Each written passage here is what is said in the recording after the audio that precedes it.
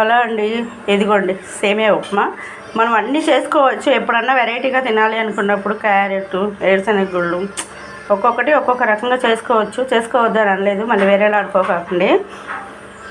అని వెనక నాయనమ్మలు కానీ అమ్మమ్మలు కానీ అమ్మలు కానీ ఇలాగే చేసేవాళ్ళు.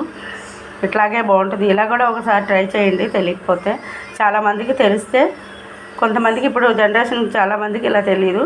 ఎందుకంటే క్యారెట్ కానీ జీడిపప్పు కానీ అన్ని రకాలుగా చేసి పెడుతున్నారు ఇప్పుడు పిల్లలకి. ఒకసారి ఇలా కూడా ట్రై చేయండి, బాగుంది. అదిగోండి ఈరోజు ఇది మా టిఫిను. అలాగే మా మనవడు కూడా ఏడుస్తాడండి, కానీ మేము పట్టించుకోకుండా ఉన్నాము, పట్టించుకుంటాము. మాకే వాడంటే మాకు ప్రాణం. కాకపోతే కొంచెం పిల్లలు ఒక్క అరగంటన్నా ఏడవాలి. 3వ సంవత్సరం బాబుకి ఒక్క అరగంట అన్నా కొంచెం ఏడవాలి. అందుకని మేము కొంచెం ఏడిపిస్తాం. అట్లా ఏడిస్తే వాళ్ళ నాన్న ఎందుకు వదిలిపెడతాడు?